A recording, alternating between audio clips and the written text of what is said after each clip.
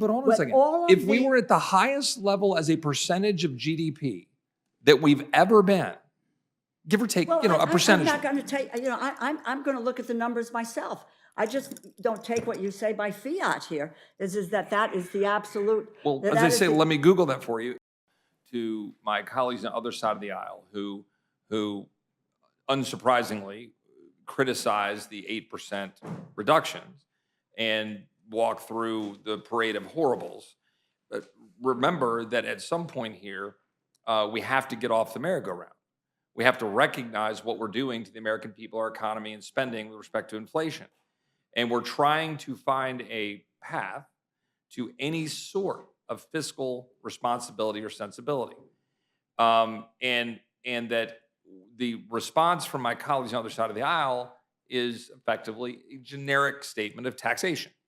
And so I would ask the gentlelady, the ranking member, I would ask, yes. Would it be your preference that we have a $2 trillion deficit this year? Do you believe we should increase taxes $2 trillion? In other words, or stated differently, $20 trillion over 10 years. Let me just say this. First of all, the premise that this is in keeping what we're talking about with the FRA. This is billions of dollars lower than the FRA. Say that again. How much? Billions of dollars lower than what the FRA suggested. And I'll take a look at what this is. So this is lower than the FRA. We're not dealing with apples and apples here. So, but just to say this, there is got to be a balance here somewhere. I have cut spending. I negotiated a budget bill last December with Republicans and Democrats, right? But House and Senate. But we're talking about being $2 trillion in deficit spending this year. $2 trillion. Well, let me ask you. When we're $33 trillion in debt. Well, but the fact of the matter is that you have no, what, and I'm assuming that 2017 tax cuts were something that were embraced. And there was the revenue as a percentage of GDP had never been higher than it was a year ago, other than about the same height in 2000 and in 19. Revenue is not. We are not. As a percentage of GDP, well, as effectively 2 years ago, revenue had only been at that level twice before in the history of this country, ever. Well, that's just true. There is no desire to deal with a balance between revenue and spending. But hold on a second. If we were at the highest level as a percentage of GDP that we've ever been, give or take, a percentage. I'm not going to take, I'm going to look at the numbers myself. I just don't take what you say by fiat here, is that is the absolute. Well, as I say, let me Google that for you. It is in fact thank you. The case that as a percentage of GDP, again, effectively about a year or two ago. Well, where were you on the tax cuts in 2017? That was okay to do what we did, which was $2 trillion. The 2017 tax cuts resulted in the 2017 cuts. We ended up having, as of this time. Right. Could you have a spirited discussion? Right. Just please, one at a time. The highest revenue as a percentage of gross domestic product that we've ever had. Listen, my friend, that the people who benefited the most were the people who were at the 0.1% of the people in this nation, and the corporations and the special interests. Working Americans and middle-class families did not see the benefit of those tax cuts. And there was no one on your side of the aisle that expressed any view again, that going back this to, was going to Ms. add to the Laura, deficit. So going back to the main point here, okay, and in my time here, the point here is we had the highest percentage of revenue as a percentage of gross domestic product. And again, I'm saying give or take, there was two other times in history about the same level, 2000 and I can't remember, 19, I don't know, maybe right after the war sometime. And so we had the highest percentage revenue. So as they say, it's not a revenue problem, it's a spending problem. It's a revenue. Now, it's not a revenue problem. We have had for a long time an understanding of where we were going to be heading with respect to mandatory spending. For a long time, we've been watching that grow, knowing it's coming. We've done nothing about it. Neither party, by the way, has done nothing about it. So here we sit, and we're trying to constrain spending. We're trying to constrain spending in the discretionary pot, not really yet touching, obviously, mandatory, which neither party has been willing, frankly, to go down that road.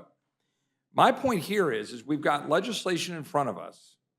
And again, speaking to my colleagues on the other side of the aisle, as well as to people on the conservative block of this conference, that whether you love it or don't love it, it is legislation that would reduce spending.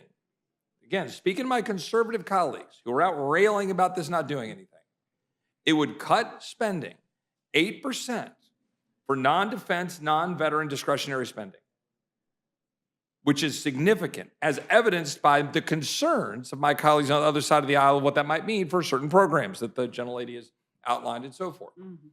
I believe that it's an important constraint, a constraint on the bureaucracy to be able to pull back and force adherence. So, for example, with DHS, the natural and predictable talking point about saying, oh, well, this is going to cut 8% of DHS, resulting in X billion dollars of cuts.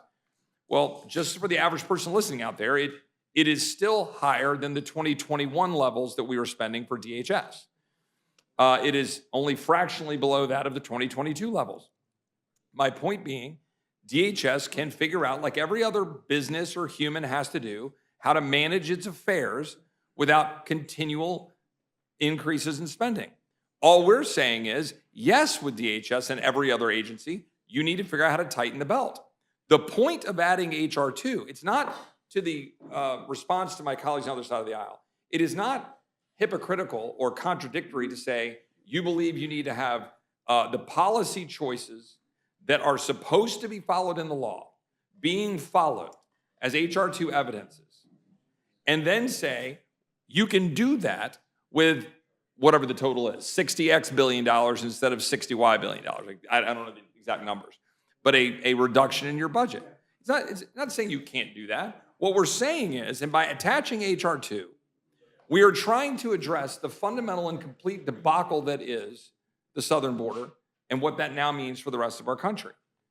I mean, the fact is, in my news feed that I get sent to me regularly from my staff, there is a constant stream every day of the impact of the border on our country in Texas.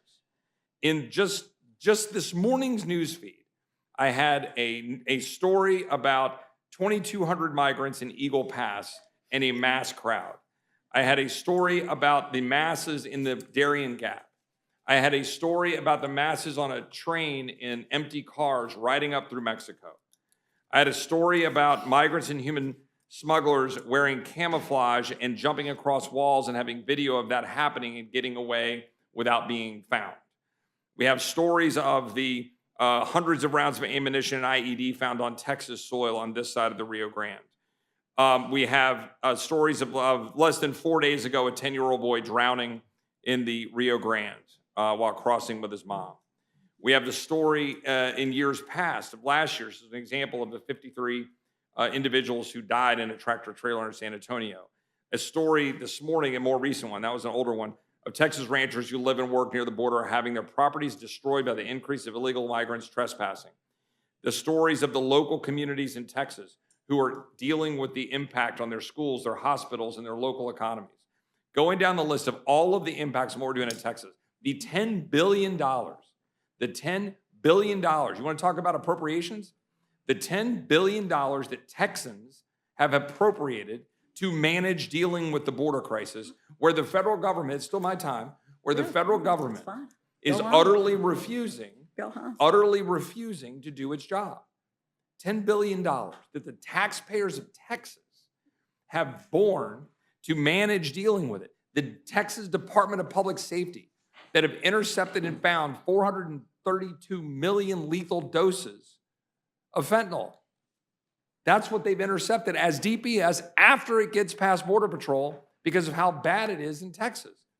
And my Democrat colleagues scoff at this notion. And this is what is at the centerpiece of what we're trying to accomplish in this legislation.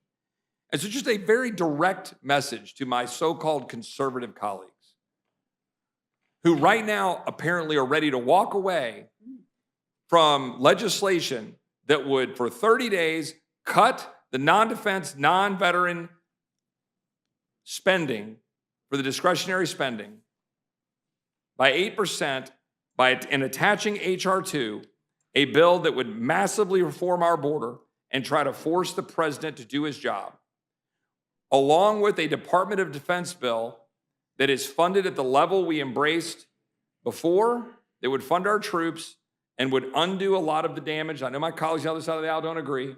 A lot of the damage of the social engineering of the Department of Defense. That is something that a number of my colleagues are willing to walk away from. I don't agree. I don't agree. And I applaud my colleagues here for working together to try to get that accomplished. I will stand alongside them and advocate for it. We have to find a path forward that doesn't involve just walking away and saying, nah, can't do that. We have an obligation to do it.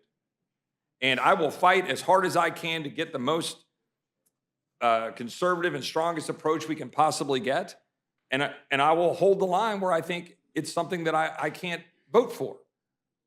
But just sitting here as a Texan and American, if we do not secure the border,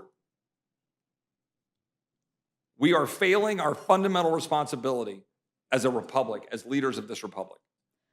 What I don't understand in that context is why would you want to cut, and I'll just say a point, why would you want to cut 8.1% from border security? I understand you listed the particulars, and I get that, Sure. which leads me to say, why then would you want to shortchange it? Tough, choices are a thing, but these arbitrary across-the-board cuts are another. And this is what it is, arbitrary in that regard. So that doesn't seem like a serious bill. I'm trying to be respectful. It's my time. I didn't ask a question there. I want to, but so we can all move on. Let us negotiate. Look, my reason for that, my argument for that would be secure the border.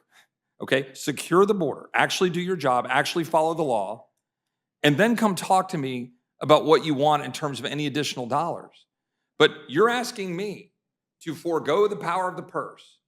That is to say that my responsibility to take tax dollars and borrowed dollars and give it to an administration that is fundamentally leaving the people I represent exposed.